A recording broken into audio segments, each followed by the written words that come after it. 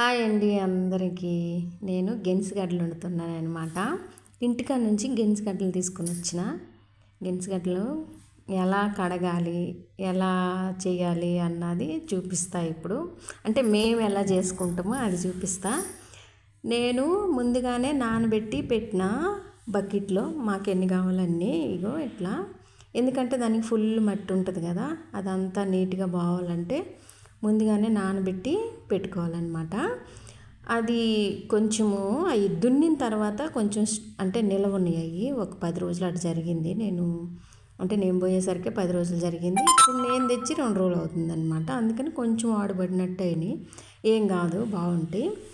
ఇంకా బాగా శుభ్రంగా మట్టి అంతా పోయేదాకా కడుక్కొని ఇట్ట నల్లగా ఉన్నదంతా తీసేసి, ఏమన్నా అంటే ఇట్ట నల్లగా ఉన్న దాంట్లో కొంచెం కొడవలతోటి ఇట్లా అనాలి, అది చాకుతోటి.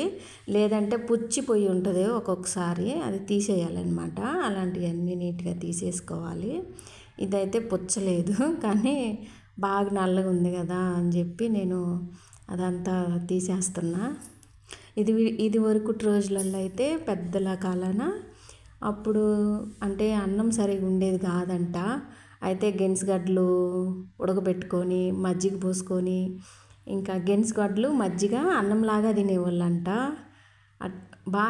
తినేవాళ్ళు అంట కాదు, నాకు తెలిసి కూడా నేను చూసిన అట్లా తినేవాళ్ళు. ఎప్పుడైనా ఈసారి గెన్సుగడ్డలు నాకు కానీ ఇంటికి పోయినప్పుడు కానీ ఉంటే నేను చూపిస్తా ఎలా తినేవాళ్ళని. ఇంకా తోటలు అయిపోయిన కాడ వదిలేస్తారు కదా పుచ్చులు, అట్లాంటివన్నీ మట్టిలో బూడిపోతాయి కొన్ని. అవి మొలకలు ఎత్తుతాయి అన్నమాట. మళ్ళీ ఇప్పుడు ఎండాకాలం వచ్చినప్పుడు కూడా ఆ మొలకలు ఎత్తిన కాడ తవ్వినమంటే గడ్డలు వస్తాయి. అట్లాంటివి కూడా తెచ్చుకొని వండుకునేవాళ్ళు అప్పుడు, నేను చిన్నపిల్లప్పుడు. కానీ ఇప్పుడు బాగా వచ్చినాయే వండుకోవటానికి కష్టమైపోతుందిలే. పచ్చిగడ్డలు అయితే తెగ తినేవాళ్ళం మేము. అప్పుడు మా ఊర్లో ఉండవు, అమ్మమ్మ వాళ్ళ ఊర్లో ఉండేవి. అక్కడ పోతే నేను గెన్సుగడ్డలు తుక్కురాలు తినేదాన్ని. ఇప్పుడు కూడా ఒకసారి చూపిస్తున్నాను అనమాట మీకు ఇలా తింటారని.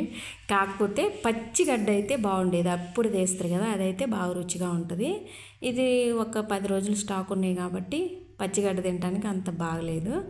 ఇంకా ఇన్ని గడ్డలలో ఒక్క గ్లాసు నీళ్ళు పోస్తే సరిపోతుంది. పెద్ద గ్లాసు నీళ్ళు పోస్తే ఆవిరికే ఉడికిపోతాయి అన్నమాట.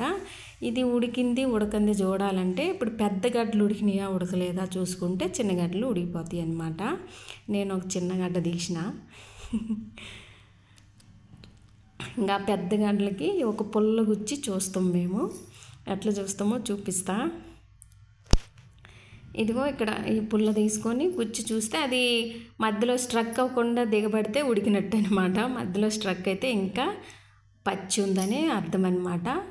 అయితే గెన్సుగడ్డలకి అడుగున మాడిపోవాలి చరవ. మనం ఏదైతే చరవ పెట్టినామో ఆ చరవ మాడిపోవాలి గడ్డలతో కూడా. అడుగు గడ్డల వరకు మాడితే భలే టేస్ట్ వస్తాయి. సూపర్గా ఉంటాయి. చూడు ఎంత బాగుందో కదా ఉడికినాక. తియ్యగా కూడా ఉన్నాయి. మా సైడ్ గడ్డలు అయితే బాగా తియ్యగా ఉంటాయి. ఇక్కడ దొరకవు, హైదరాబాద్లో అయితే దొరకవు, రెడ్ కలర్లో ఉంటాయి అన్నమాట గెన్సుగడ్డలు. మా సైడ్ అయితే ఇలా ఉంటాయి కానీ బాగుంటాయి. గెన్సుగడ్డలు రుచి రావాలన్నా నేలను బట్టే వస్తాయి అన్నమాట. నేను కాలుతుందని చెప్పి నవ్వుతున్నా అనమాట, మీకు చూపించాలి కదా. కానీ బాగా కాలుతుందబ్బా. ఇంకుండే కొంచెం పొద్దుపోయిద్ది, మళ్ళీ వీడియో తీయటానికి అవ్వదన్నమాట. దీంతో గులాబ్ జాములు చేయొచ్చు. ఇంకా కొంచెం బెల్లం వేసుకొని ఉడకబెట్టుకొని తింటారు, రకరకాలుగా తింటారు అనమాట. మేము మా సైడ్ అయితే ఇలాగే వండుకొని తింటాం.